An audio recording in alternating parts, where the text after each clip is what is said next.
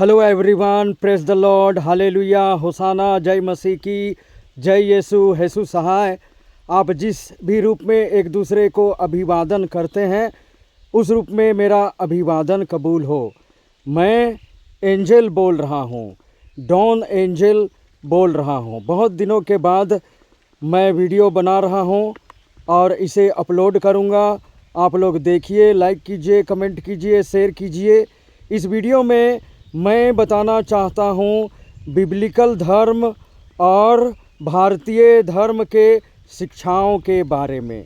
जी हाँ, बिब्लिकल धर्म और भारतीय धर्म की शिक्षाएं बहुत सारे प्लेटफॉर्म्स पर आप प्राप्त कर रहे हैं, लेकिन जब मैं आपसे इस संबंध में बात कर रहा हूँ तो मैं आपको बताना चाहता हूँ कि कहा जाता है या लिखा गया है, सब जानते हैं, बिब्लिकल धर्म की उत्पत्ति इज़राइल में हुई, यरूशलेम में हुई, जहाँ आज लड़ाई चल रही है, जहाँ बम बरसाया जा रहा है। ये तो अच्छी बात है कि यरूशलेम के किनारे किनारे कहीं कहीं बम बरसाई जा रही है, लेकिन पवित्र स्थलों पे बम नहीं बरसाया जा रहा है। आप जानते हैं, इज़राइल के यरूशलेम में यहूदियों का, ईसाइयों का और मुसलमानों का भी पवित्र धर्म स्थल है, और इस वजह से वहाँ हमेशा लड़ाई होती रहती है। तीनों धर्मों के बीच, यहूदी, ईसाई और मुसलमान धर्मों के बीच लड़ाई होती रहती है। यरूशलेम के पवित्र शहर, इज़राइल के पवित्र शहर यरूशलेम में। फिर आप मुझे देख पा रहे हैं, मैं भारतीय हूँ। भारत की सरजमी पर खड़े होकर वीडियो बना रहा हूँ, जहाँ आप लोग अलग अलग समय में हिंदुओं द्वारा ईसाइयों पर आक्रमण देखते हैं।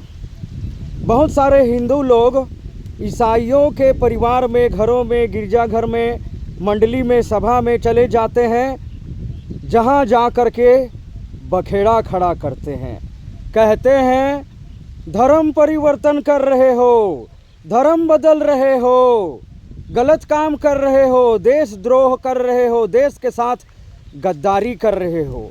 ऐसा बोलकर लड़ाई झगड़ा शुरू कर देते हैं। मारपीट होता है, तोड़ फोड़ होता है और खून खराबा भी हम लोगों को देखने को मिलता है भारत में। तो मैं कहना चाहता हूँ, इस तरह लड़ने की ज़रूरत नहीं है। जो लोग लड़ते हैं वह लोग नहीं जानते कि भारतीय धर्म और बिब्लिकल धर्म की शिक्षाएं एक जैसी है। सभी एक ईश्वर के पुत्र हैं, संतान हैं, पुत्री हैं, बेटे हैं, बेटियां हैं। इस तरह हम लोग आपस में भाई भाई हैं। ये बात समझना है। ये बात समझाने के लिए मैं कुछ उदाहरण दूंगा बिब्लिकल धर्म से संबंधित और भारतीय धर्म से संबंधित। दोनों के दोनों जो धर्म हैं, धर्म की जो शिक्षाएं हैं, उसे जिस पुस्तक में लिखी गई है, जहाँ से प्रवचन दिया जाता है, उपदेश दिया जाता है, संदेश दिया जाता है या धर्म का प्रचार प्रसार किया जाता है, दोनों धर्मों के धर्म पुस्तकों को पवित्र माना जाता है। ऊपर से अपौरुषेय भी माना जाता है। अपौरुषेय मतलब कि दोनों धर्म के जो धार्मिक ग्रंथ हैं, दोनों धर्म के धार्मिक ग्रंथ अपौरुषेय हैं।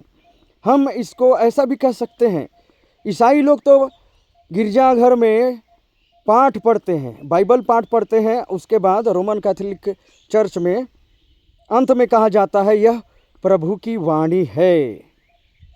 हिंदू लोग भी यह मानते हैं, हिंदू धर्म ग्रंथ के बारे में भी यही बात है कि जो वेदों में लिखा गया है, जो वेदों के टीका टिप्पणी या व्याख्यान ग्रंथ में लिखा गया है, मतलब कि ब्राह्मण, आरण्यक और उपनिषद में लिखा गया है, उसको अपौरुषेय कहा जाता है। मतलब वह किसी व्यक्ति द्वारा लिखा नहीं गया है, बल्कि ईश्वर के द्वारा कहा गया, जिसे सुना गया। वह एक आकाशवाणी थी, वह एक दिव्य वाणी थी जिसे सुना गया, फिर सुनने के बाद उसके अनुसार आचरण किया गया, फिर यह एक धारणा बन गई, मान्यता बन गई, आस्था बन गई, पद्धति, परंपरा, दस्तूर या जीवन शैली बन गई, विचारधारा बन गई, जिसका पालन होता रहा। और इस तरह समानता की बात करें तो यही है। भारतीय धर्म ग्रंथ, उनका मैंने नाम ले लिया। फिर बाइबल के बारे में भी मैं बोल रहा हूँ। तोरा, इसको तोरा कहा जाता है या संहिता का पुस्तक कहा जाता है। बाइबल के प्रारंभ में जो 5 पुस्तक हैं, इन सब को अपौरुषेय कहा जाता है। अपौरुषेय मतलब पुरुष के द्वारा नहीं, किंतु ईश्वर के द्वारा दी गई शिक्षा, जिसे मनुष्य ने आकाशवाणी से सुना, प्रभु की वाणी से सुना। वह शब्द, वह वचन, वह शिक्षा, वह उपदेश, जो हम प्रवचन भी कह सकते हैं, जो इन ग्रंथों में है, वो अपौरुषेय है। ईश्वर के मुख से निकली हुई वाणी है, शब्द है, कथन है, वचन है, निर्देश है, संदेश है। और बेहतर शब्दों में कहा जाए तो वो हमारे मुक्ति के लिए, हमारे आत्मा की मुक्ति के लिए, हमारे जीवन को बेहतर बनाने के लिए और हमें हमेशा के लिए शांति, सुख, खुशी और आनंद के जगह में पहुंचाने के लिए हमें दिया गया वरदान है।